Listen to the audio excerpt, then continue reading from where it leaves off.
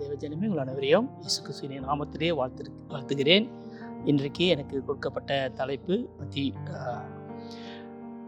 வேதவசனம் மத்திய 4ஆம் அதிகாரம் 1 தொடங்கி 11 தலைப்பு இயேசு சோதிக்கப்படுதல். எனக்கு அன்பான தேவஜனமே, சாத்தான் இயேசுவை சோதித்து தேவனுடைய சித்தத்துக்கு அவர் பரிபூர்ணமாக கீழ்ப்படியும் நிலையிலிருந்து தவறு செய்ய அவன் செய்த முயற்சியாகும். ஒவ்வொரு சோதனையிலும் சாத்தானுடைய விருப்பத்துக்கு இணங்காமல் தேவனுடைய வார்த்தையின் அதிகாரத்துக்கு தம்மை முற்றிலுமாக அர்ப்பணிப்பதை நாம் காண்கிறோம்.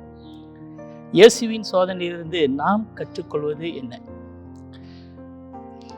அன்பான தேவஜனமே, சாத்தான் நமது மாபெரும் எதிரி. கிறிஸ்துவாகிய நாம் காண முடியாது. ஆனால் பிசாசின் உண்மையான சக்திகளோடு போராட்டம் நடத்த வேண்டியவர்களாக நாம் இருக்கிறோம் என்பதை உணர்ந்தவர்களாக இருக்க வேண்டும். எபேசியர் 6:12 நம்ம வாசிக்கிறோம், ஆவிகளின் சேனைகளோட போராட்டங்கள். நாம் ஒவ்வொருவரும் சாத்தானோடும் வான மண்டலத்தில் உள்ள பொல்லாத ஆவிகளின் சேனைகளோடும் ஒரு ஆவிக்குரிய போராட்டத்தை நடத்தி கொண்டு இருக்கிறோம். எனக்கு அன்பான தேவஜனமே, பரிசுத்த ஆவி இல்லாமலும் கர்த்தருடைய வார்த்தையை சரியாக எடுத்து பயன்படுத்தாமலும் இருந்தால் கிறிஸ்தவர்களாகிய நாம் பாவத்தையும் சாத்தானையும் ஜெயிக்க முடியாது.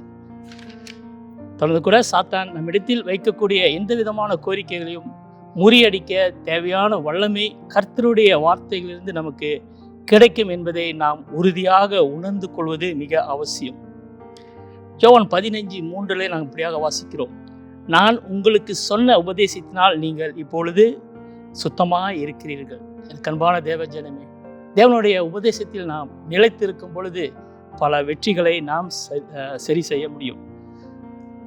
தொடர்ந்து கூட நம்முடைய இருதயத்திலும் சிந்தையிலும் கர்த்தருடைய வார்த்தைகளை வைத்திருப்போமானால் சோதனை நேரங்களில் அந்த சோதனைகளை மேற்கொள்ள வார்த்தைகள் நமக்கு உதவி செய்யும். அன்பான தேவஜனமே, சாத்தான் இயேசுவிடம் கேட்ட 3 கேள்விகளை நாம் பார்க்கிறோம். ஒன்றாவது, நீர் தேவனுடைய குமாரனானால். 2வது, நீர் தேவனுடைய குமாரனானால். 3வது, நீ சாந்தமாய் விழுந்து பணிந்து கொண்டால் அப்படின்னு சொல்லிட்டு 3 கேள்விகளை இயேசுவினிடத்திலே வைக்கிறதை பார்க்கிறோம். எனக்கு அன்பான தேவஜனமே, இயேசு கிறிஸ்து 3 பதில்களை அவருக்கு கொடுக்கிறதை நாம் பார்க்கிறோம்.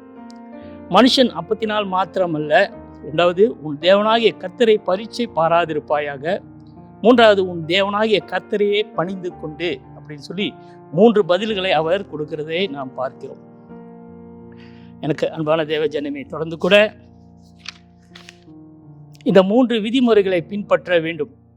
1, நம்முடைய இருதயத்திலும் சிந்தையிலும் கர்த்தருடைய வார்த்தைகளை மனப்பாடம் பண்ணி இருதயத்தில் வைக்க வேண்டும். யாக்கோப்பு 1:21 இதை வாசிக்கலாம். 2வது, நாம் மனப்பாடம் செய்துள்ள வேத வசனங்களை இரவும் பகலும் தியானம் செய்ய வேண்டும். உபாகமம் 6:6 பார்க்கலாம். 3வது, நமக்கு சோதனைகள் வரும் பொழுது சம்பந்தப்பட்ட வேத வசனங்களை நமக்கு ஆண்டவருக்கும் கேட்கும்படி நாம் சொல்ல வேண்டும். அப்பொழுது ஆண்டவர் நமக்காக யுத்தம் பண்ணுவார். ஆகையால் வேத வசனத்தில் உறுதியாய் தரித்திருப்போம், நம்முடைய எதிரியான சாத்தானை வீழ்த்துவோம். தொடர்ந்து கூட எனக்கு அன்பான தேவஜனமே, தொடர்ந்து நாம் வேதத்தில் வசனத்தில் நாம் உறுதியாய் இருந்து நம்முடைய எதிரியான சாத்தானை நாம் வீழ்த்துவதற்கு அதுவே ஒரு மூல காரணமாக இருக்கிறது. நாம் அனைவரும் சேர்ந்து ஒவ்வொரு நாளும் வேதத்தை தியானிப்போம், வசனத்தை வாசிப்போம். அதை தியானித்து மனப்பாடம் செய்து நம் இருதயத்தில் வைக்கும் பொழுது நம்மளுக்கு சோதனையான ஒரு நேரங்களில் நாம் அந்த வசனத்தை நாம் நினைவு கூர்ந்து அதை படிக்கும் பொழுது அதை பேசும் பொழுது அது நமக்கு ஆறுதலாகவும் அது ஒரு வெற்றியாக கூட அமைய பண்ணும் என்பதில் எந்த ஒரு சந்தேகமும் கிடையாது. அன்பான தேவஜனமே, நாம் தொடர்ந்து நாம் செய்வோம். இந்த எதிர்காலத்தில் நாம் எப்பொழுதும் செய்கிறது போல அல்ல, தொடர்ந்து நாம் அதிகமாக இன்னும் ஜெபத்திலும் வசனத்திலும் நாம் ஈடுபடுவோம். கண்களை மூடி நாம் ஜெபம் செய்வோம். நீங்கள் அதிகமாக நேசிக்கிறீங்க நல்ல தேவனே, இந்த நாளுக்காய் நன்றி, இந்த வேலைக்காய் நன்றி ஆண்டவரே. இதோ ராஜா, நாங்கள் மாம்சம் ஆண்டவரே, ஒரு சில நேரங்களில் நாங்கள் உம்முடைய வார்த்தைகளை நாங்கள் கேட்காமல் போகிறது உண்டு. ஆனாலும் இந்த நாட்களில் இன்னும் அதிகமாக நாங்கள் உபவாசத்தோடும் ஜெபத்தோடும் உங்களுடைய வார்த்தைகள் தரித்திருந்து ஆண்டவரே, உமக்கும் எங்களுடைய ஜனங்களுக்கும் நாங்கள் ஒரு முன்மாதிரியாக இருக்க எங்களுக்கு உதவி செய்யும்.